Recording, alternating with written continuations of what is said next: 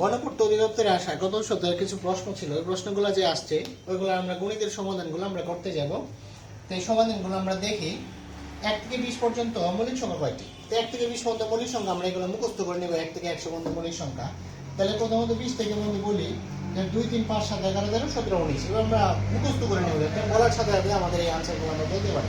তাহলে এখানে মৌলিক সংখ্যা পাইলাম 4টা 4টা 8টি। তাহলে এই উত্তরটা আসবে যে 1 থেকে 20 পর্যন্ত মৌলিক সংখ্যা হলো 8টি। তো ওটা শেষ হওয়ার পরে পরের অঙ্কটা আসবে, দুইটি সরল রেখা পরস্পর ছেদ করলে। তো দুইটা সরল রেখা পরস্পর ছেদ করলো, ছেদ করার পরে কয়টি গুণ উৎপন্ন হয়। তাহলে কয়টা গুণ উৎপন্ন হয়, এই যে এইখান থেকে এই পাশ পর্যন্ত আমরা একটা গুণ, এই পাশে একটা গুণ দুইটা, এই পাশে একটা, এই পাশে একটা তিনটা। তাহলে আমরা দেখলাম দুইটি সরল রেখা পরস্পর ছেদ করলে 4টি গুণ উৎপন্ন হয়। এটা যদি এভাবে ছেদ করে 4টা আসবে, এটা যদি অন্যভাবে যে কোনোভাবে আমরা দুইটি সরল রেখা পরস্পর ছেদ করলে 4টা গুণই আসবে। তাহলে এটার উত্তর হবে 4টি। তারপরে আছে ওইখানে আছে একটা গুণ দেওয়া আছে। এই যে গুণটা দেওয়া আছে, আমরা শূন্য যেগুলোতে থাকে তাহলে এইগুলোর গুণ আমরা কিভাবে করবো বা সহজে করতে পারি। এখানে একটা প্রশ্ন আসছে, একটা দশমিক আছে, তাহলে বাকিগুলা কিন্তু 1। প্রত্যেকটা 1 যদি আমি গুণ করি ওটার আনসার আসবে 1। আর এখানে জয়টা শূন্য আছে, এখানে একটা, এখানে দুইটা, তিনটা, আর এখানে দুইটা, কয়টা হলো 5টা। এই 5টা শূন্য আমরা এখানে বসাই দেবো। 5টা শূন্য বসানোর পরে দশমিকের পরে যেহেতু এক ঘর আছে, দশমিকের পরে এক ঘর, তাহলে আমরা আনসারটার মধ্যে এক ঘর আগে দশমিক দিয়ে দেবো। মানে দশমিক ছাড়া যেগুলো আছে সবগুলোকে আমরা প্রথমত গুণ করবো। গুণ করার পরে যা আসলো, তারপরে দশমিকের পরে যেহেতু এক ঘর আছে, এখানে 2 ঘর অনেকে ভাবতে পারে এই শূন্য দশমিকের পরে লিখতে হয় না। তার মানে কি এইখানে এক ঘরে আমরা ধরবো, যেহেতু এক ঘর আগে দশমিক দিয়ে দিব, তাহলে আমাদের এই আনসারটা হয়ে গেল। তাহলে আনসার আসলো এখানে 10,000। তারপরে যদি আমরা দেখি যে পরের যে অঙ্কটা আছে, দুইটি সংখ্যার লসাগু এত, গসাগু 15। লসাগু হচ্ছে 90, গসাগু হচ্ছে 15। একটা সংখ্যা 45, অপর সংখ্যাটা কত।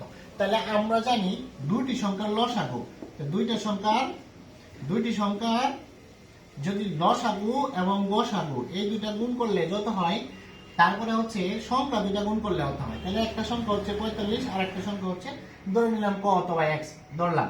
এখন এই দুটা গুণ করলে যত হবে, এই দুটা গুণ করলে কত হবে।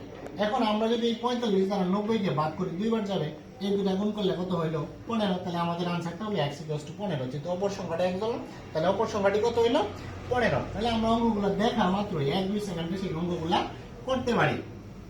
তারপরে যদি যাই, টাকায় 3টি করে লেবু কিনে 2টা করে বিক্রি করছে, তাহলে সেই ভদ্রলোক কিনছে 3টা করে, বিক্রি করছে 2টা করে। তার মানে তার লাভ করছে কয়টা, একটা ধরেন। তাহলে 2টা বিক্রি করছে, সে একটা লাভ করছে। তাহলে 2টি বিক্রি করে, হ্যাঁ লাভ হচ্ছে কি 2টি বিক্রি করে, 2টিতে লাভ কয়টি, 1টি।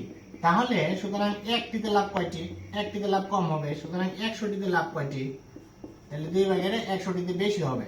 তাহলে 2 দ্বারা যদি আমরা এটাকে কাটি, তাহলে কত হইলো 50। তাহলে 50 কি 50, তার মানে তার লাভ হইলো 100 মানে কি পার্সেন্ট। তাহলে 50% তার লাভ আসলো। তাহলে আমরা সহজ অঙ্কটা করতে পারি, সময় লাগবে 2-4 সেকেন্ড বা 5 সেকেন্ড। তারপরের দিকে যাই, ওইখানে একটা অঙ্ক দেওয়া আছে।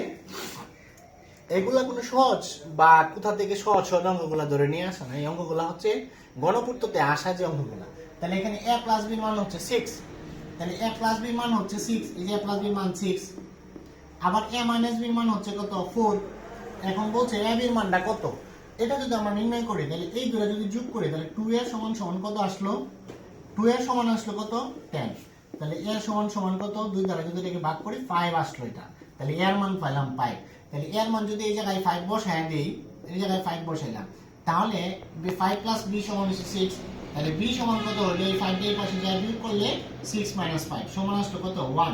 তার মানে b এর মান পাইলাম আমরা 1, a এর মান পাইলাম 5, b এর মান পাইলাম 1। এখন বলছে a b সমান কত, তাহলে a এর মান তো 5, b এর মান 1, তাহলে 5 × 5, ওটার आंसर আসবে 5। তাহলে আমরা সহজে এভাবে অঙ্কগুলো যেন করতে পারি। ধন্যবাদ সবাইকে।